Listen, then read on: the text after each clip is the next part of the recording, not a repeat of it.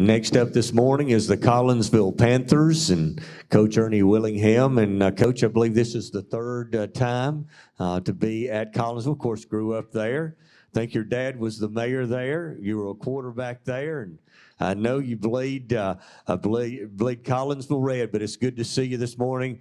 Would you introduce the guys, or let them introduce themselves, and give us a preseason look on the Collinsville Panthers? Yeah, it's good to be back. Keaton Deboard. Jordan Coker. All right, it's good to see all you guys again, and this is the second time coming back from retirement, so I'm excited to get started. Y'all know we had a coaching change late in the year, and they couldn't or didn't really try, I don't think, to find anybody that late, so they decided it'd be better to have somebody back that was familiar with the players and familiar with the coaches. And almost all these coaches either coached with me or played for me, so it's been pretty easy to transition with them. And these players, there's only just a handful that didn't play year before last, so everything's been really smooth getting back. And we opted not to have spring training, or they opted not to have spring training, so we've been practicing this week. I don't know if everybody else has or not. And first time to get to see some of the younger guys. We've got a lot of young guys. Only 3 seniors on this year's football team. So we're looking forward down the road, but we're really looking forward for this year also. And I just got back with them in the weight room, and these kids, I thought we had a really good weight program when I was there, but they've stepped it up. Okay, the coaches have stepped up their game as far as the coaching, but the players have stepped up their game in the weight room also. They're doing a really good job. Practice so far has been good. It's been hot. You know, I took that job a couple of weeks ago, and I thought, yeah, I'll be able to do that. It's not very hot this summer. It's been in the 80s all the time, and the first week back, it's 95 and 107 heat index. So, but they've done a lot better job than I have with handling that. Our schedule, I'm not going to go. I didn't coach last year. I went to all the games, but I didn't coach last year, so I'm not going to go into team by team. But this is our second year in 3A, and we only played, when I was coaching, the first year I coached at Collinsville, the second time. The first year I coached at Collinsville, the second time. The first year I was back, we were 1A, and I kind of did the numbers in my head, and I said, yeah, we'll be 1A this year, and we'll be able to stay 1A another 2 years before we have to move up to 2A. We had some bigger classes coming, and the state decided they were going to keep 61 1As that year, and we were the 62nd biggest. So we were the smallest 2A in the state for those 2 years, and that was a big jump for us at that time. And, we worked our way through that pretty good. And these kids have really adapted well to playing 3A, and it's a lot different. Some of you guys hadn't coached in 1A and 2A and 3A, but, in 1A you can get by, you can hide somebody. In 2A, you better have 10 or 12 a class if you're going to do that, so you can have more people play one way, and, fatigue gets you in the fourth quarter, and 3A is a really big jump, okay? And our numbers aren't great.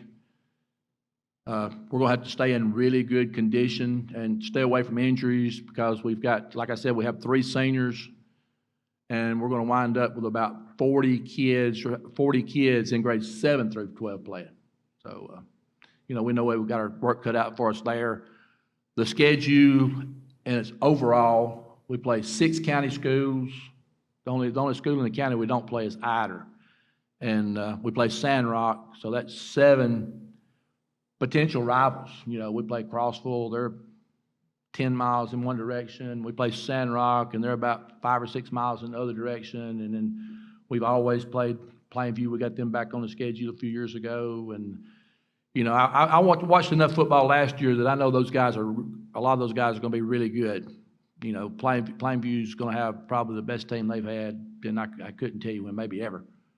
And then 5, nobody has to say anything about them. They lost a lot of players, and everybody keeps saying they're not going to be as good, but they are.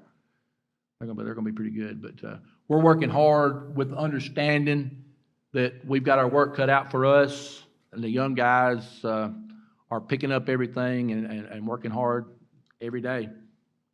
Make sure I got everything. All right, got any questions? All right, Coach, you mentioned you had only 3 seniors. So is the squad coming back inexperienced? Or where does do you have, how many juniors, sophomores? And we're not as inexperienced as you think. These young guys, they had to play a lot last year, and some of them played, before that. Keaton here, he's been playing football for me since the 8th grade, and he played some on the varsity in the 8th grade. And Jordan, he started playing for me in the 7th grade. And he's been playing on special teams and stuff since he was in 8th grade. So some of these young kids have played a lot. I think we lost 7 seniors last year, if I'm not mistaken. And some of them were pretty good. Dalton Hughes and Malachi Orr and some of those guys. They were pretty good football players, but they're gone now. And it's time for these guys to that happens every year. Somebody's gone, it's somebody else's turn. Okay, it's these guys' turn to be leaders. They're both juniors. Okay, but these 2 guys and a couple more, Fernando Padilla and some more of those guys, they're good leaders for us. They work hard in the weight room and they encourage the younger boys, and that's huge. We've got a really good young class coming, and we need to get a few numbers in that class, but we've got some skill guys coming that are really good, and they're little babies right now. And they're doing a good job of leading them and, taking care of them too. Because, like I said, with 40 players, if we practice everybody together. We practice 7th grade through 12th grade, so we've got enough to go. And yesterday, when we were playing, when we had the first varsity offense out there, we had a junior high defense. And you can't play, you can't beat on those little boys like that with varsity kids. And I wouldn't. If I was a parent, somebody tried to do my kid like that, I wouldn't like it either. But they're doing a good job of taking care of those kids, and they're learning. And so to answer your question, we've got some experience coming back. Coach, this for the players. Do y'all enjoy having Coach Willingham back? I know he's been away for a year, but you knew what it was about before he retired. And Coach, last year this team was very good defensively. Is that kind of sort of where you're going to build everything around? Because it seemed like maybe at times they struggled to score points, but defensively the team was very solid last year. Yeah, I watched every game but one, and I don't even remember why I didn't go to that game. But they did have a good defense. They ran to the ball and had a great attitude and good group of linebackers, and that makes a big difference. So, and we're gonna build on that. But we hope to be a little more diverse on offense, and do a few things. And that goes back to experience. Got my quarterback back, and we got some receivers who can play a little bit, and so we hope we can move it around a little bit. Oh, I absolutely love his attitude, and I don't know, just the way that he carries himself on the field. I've missed it so much in the past year. Same thing with him. I've missed him a lot, and we talked about how much we've missed him, and I'm just happy to have him back. Coach, your players talk about how much they missed you, and guys, for the players, this one's for you.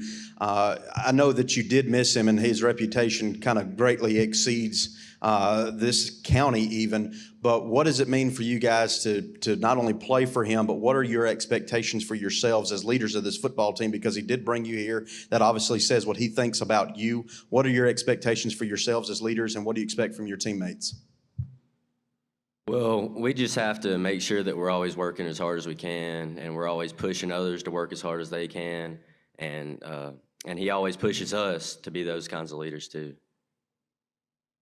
I think just go out because everybody looks at us to set the example. So play hard, do everything right, and just lead.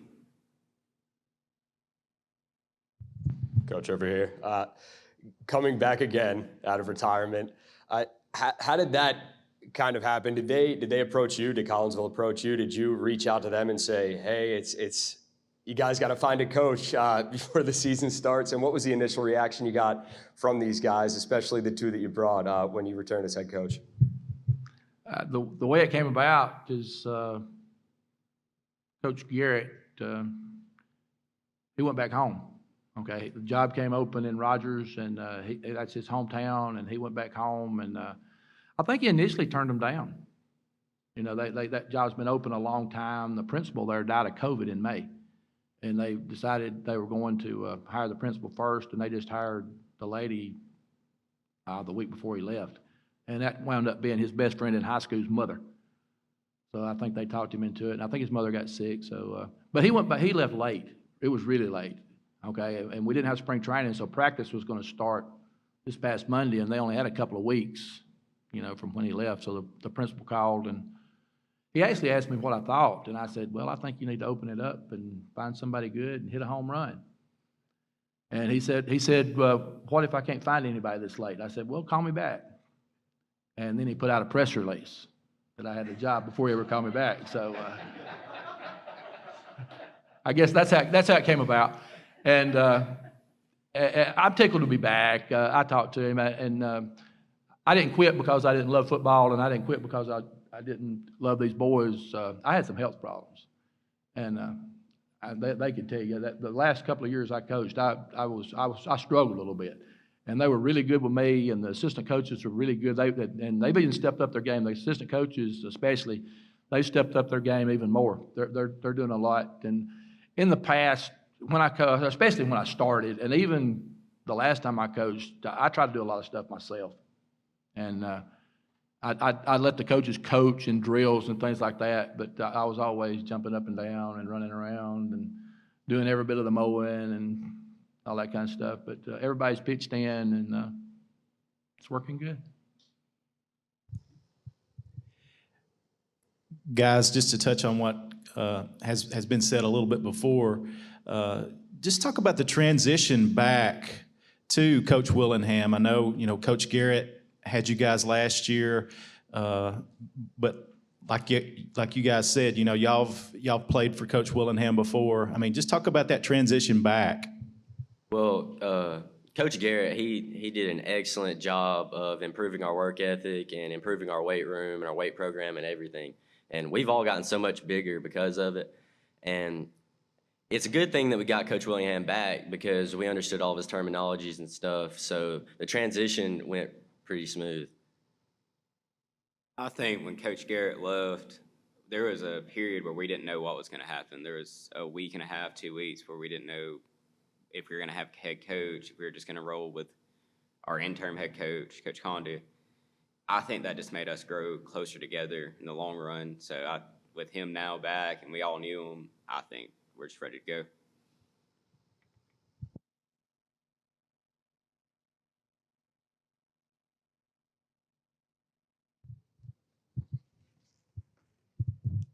All right, Coach, I think that's going to do it this morning.